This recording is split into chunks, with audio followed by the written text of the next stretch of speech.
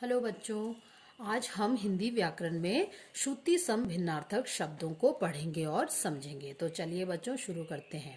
सबसे पहले मैं आपको श्रुति सम भिन्नार्थक शब्दों का अर्थ अलग अलग कर मैं बताऊंगी और समझाऊंगी। देखिए बच्चों, श्रुति श्रुति का सबसे पहले यहाँ पर देखेंगे हम अर्थ। श्रुति का अर्थ क्या होता है बच्चों? सुनना। श्रुति मीन्स सुनना। सम का अर्थ क्या हुआ? समान। और भिन्न, भिन्न का अर्थ क्या हुआ? अलग। तो यानी कि यहाँ पर इसका क्या मतलब हुआ? श्रुति यानी जो सुनने में सम यानी समान और भिन्न यानी अलग, यानी जो सुनने में जो शब्द हमें समान लगते हैं लेकिन उनका अर्थ भिन्न होता है, उनको श्रुति सम भिन्नार्थक शब्द कहते हैं। लेकिन चलिए हम इसको एक परिभाषा से समझेंगे तो आप आसानी से समझ जाएंगे।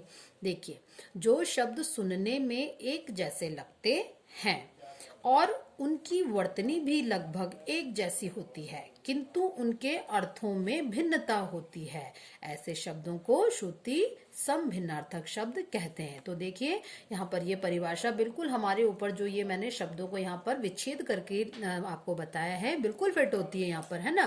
कि जो शब्द हमें सुनने में एक जैसे लग रहे हैं लेकिन समान लग रहे हैं, एक जैसे यानी समान लग रहे हैं, लेकिन उनका जो अर्थ होता है वो भिन्न होता है, उनको श्रुति सम भिन्नार्थक शब्द कहते हैं। अब देखिए यहाँ पर मैंने कुछ उदाहरण लिखे हैं तो उनसे हम समझते हैं इसको। देखिए नंबर 1, जैसे हमारा शब्द है तरणी। तरणी का अर्थ क्या हुआ बच्चों? नौका और तरणी। अब यहाँ पर देखेंगे कि तरणी और तरणी, तो दोनों में देखें यहाँ पे बड़ी ई और छोटी ई का अंतर है, लेकिन इनका अर्थ यहाँ पर बिल्कुल भिन्न है। यहाँ पे देखिए तरणी, तरणी का अर्थ हुआ नौका और तरणी यानी सूर्य। ठीक है, तो यहाँ पर क्या हुआ? ये श्रुति सम भिन्नार्थक है ना, जो सुनने में हमें समान लग रहे हैं लेकिन इनके अर्थ क्या है? यहाँ पर भिन्न है। अगला हमारा देखिए अन्न और अन्य। अब देखिए अन्न और अन्य, कितना थोड़ा सा बिल्कुल अंतर है लेकिन इनका अर्थ बिल्कुल अलग है। अन्न, अन्न यानी जो हम खाते हैं अनाज, वो हुआ इसका अर्थ, और अन्य यानी दूसरा, है ना। अगला देखिए अंदर और अंतर। अंदर और अंतर, इसमें भी देखिए बिल्कुल बहुत थोड़ा सा अंतर है, लेकिन इसके अर्थ देखेंगे। अंदर का अर्थ क्या हुआ? भीतर, और अंतर, अंतर यानी भेद या बीच में।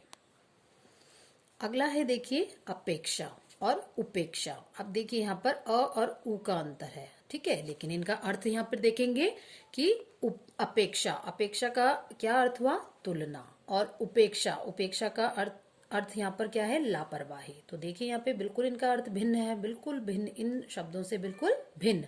अपेक्षा तुलना और उपेक्षा लापरवाही। नेक्स्ट है हमारा अचल और अचला। अचल का अर्थ होता है पर्वत और अचला का अर्थ क्या हुआ?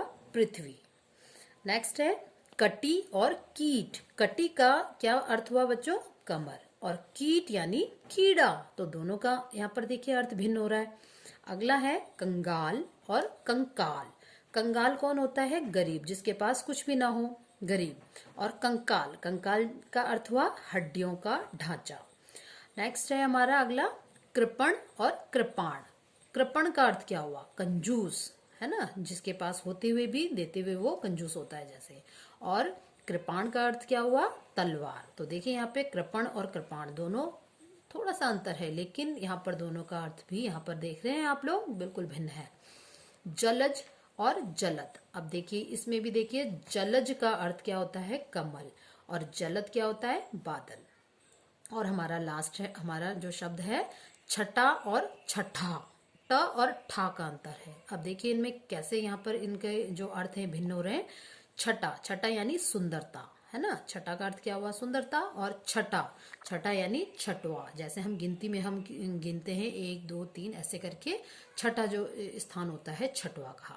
तो बच्चों यहाँ पर आपने समझा होगा कि श्रुति सम भिन्नार्थक शब्द किसे कहा जाता है ना। इन शब्दों को पढ़कर, परिभाषा को समझकर जिस प्रकार यहाँ समझाया है तो आपको समझ में आ गया होगा कि श्रुति सम भिन्नार्थक शब्द क्या होते हैं।